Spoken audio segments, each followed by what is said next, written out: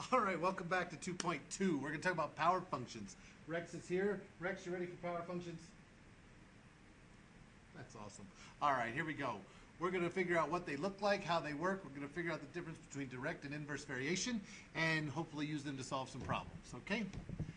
Come on, board. There we go. All right, last section we talked about linear and quadratic functions. Linear functions were polynomials with degree 1.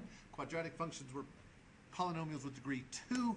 We're going to talk about power functions now, and power functions look like this. It's going to be a constant, which we will call k, times x to a power. The difference between linear and quadratic, that power can be anything. It does not have to be a whole number.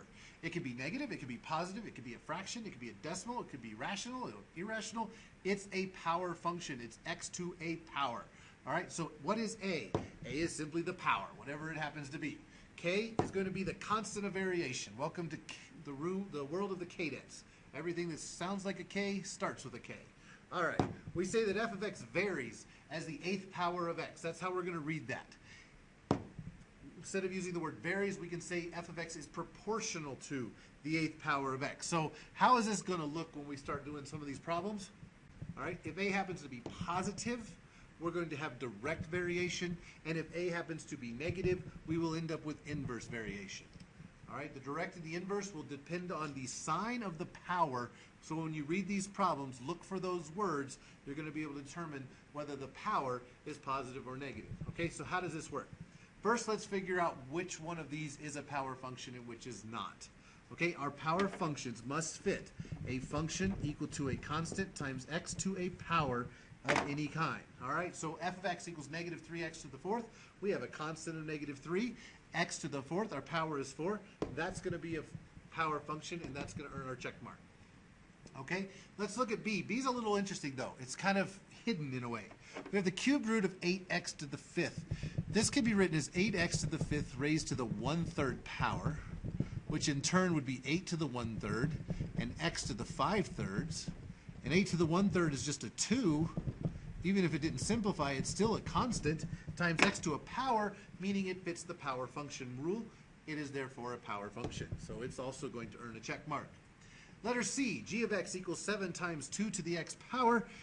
X is now the power, not the base. It's not x to the second power, it's 2 to the x power. This is not going to work because that's an exponential function, not a power function. Letter D says h of x equals 2x to the negative 5. We have a constant of 2, an exponent or a power of negative 5. X is our base. That is also a power function. Make sure you take a look at these. You have powers that are a 4, a negative 5, a 5/3. So if the power is positive, negative, or a fraction, it's still going to fit our power function. But if x is the power, it doesn't work. All right, let's do an example here. We have volume of a sphere varying directly as the cube of the radius r. Before we get into anything else, let's read this again. Volume V varies directly with the cube of r. Varying directly means we're going to have a positive power, and it means that we're going to fit our power function idea. So the volume will equal a constant times the radius cubed. That's where the cube of the radius. So the power in this case is 3 because it says cube of the radius r. Our constant's still k. All right, we have our equation. It says when the radius of the sphere is 6, the volume is blah, blah, blah. What is the radius when the volume is 268.083? So if I were to tell you what the volume is and ask you to solve for the radius, you can't do that until you find out what k is. So our first goal here is to find k. And in order to do that, I've got to back up to my previous sentence and use the fact that the radius is 6 when the volume is 904.779. So I've got 904.779 for my volume is equal to k times my r cubed.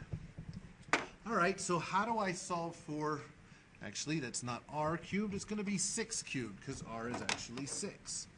So how do I solve for k? Well, I simply divide by 6 cubed. Now here is the issue. You are welcome to write that out as a decimal, but you need to write down every decimal your calculator spits out so that when you are done with this problem, you are accurate to 3 decimal places like everybody else. But I want to show you something on your calculator that will help you not have to write this all out. Your calculator is allowed, so let's learn how to store this number in our calculator and use it to our advantage without having to write so many things down.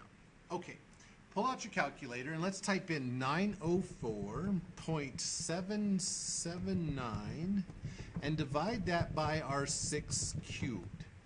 Okay, there's our third power of 6, and we are going to get that wonderfully long, nasty decimal. You need to write it all down if you don't want to learn how to use your calculator, or if you forget how to use the calculator correctly, then please write it all down. It only takes a second or two. You'll be okay. All right, now, we're going to store this. There's a stow button right above the on button. Press it.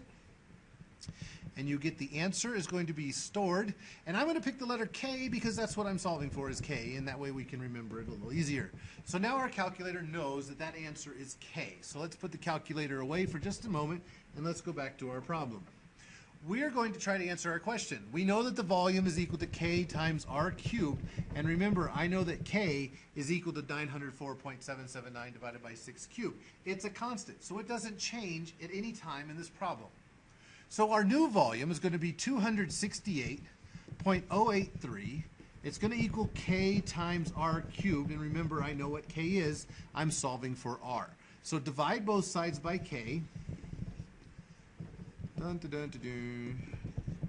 And to get rid of the third power, I'm going to take the cubed root. Another way to do that is to take a 1/3 power of both sides. And I'm going to have R equal to the 1/3 power of 268.083 divided by K. Now to do that on my calculator, I'm going to pull it back out. And I'm going to type in 268.083. Actually, let's make sure we put this in parentheses. 268.083 divided by K. Now K we can write out 4.1887. In this problem you could tell it to use the last answer, but I'm going to pick alpha K. And I'm going to close my parentheses. Then I'm going to raise it to a 1/3 power, and my 1/3 power needs to be in parentheses as well. Your new operating system will make that as a 1/3 power all by itself. If you have it, I turned mine off because it wasn't working right. But there's my R value. To 3 decimal place accuracy, R is equal to 4. You could write 4.00000, but it's just 4. So my radius is just 4.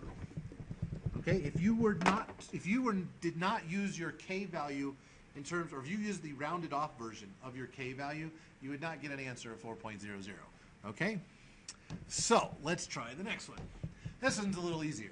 We don't have to do anything, we just have to write an equation that models this situation. So we have the force F is inversely proportional. That means I'm going to have a power function with a negative exponent.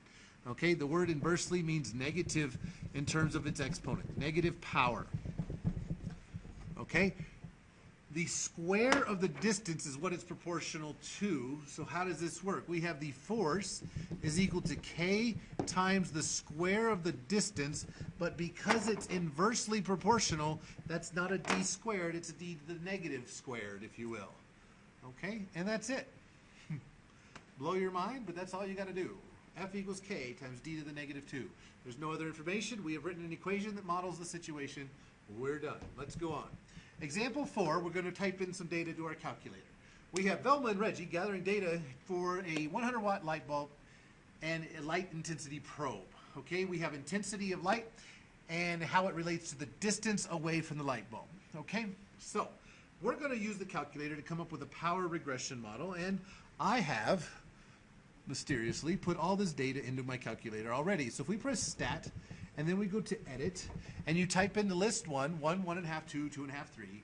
I'll let you press pause and enter the data if you'd like to follow along. But there's our data in list 1 and list 2.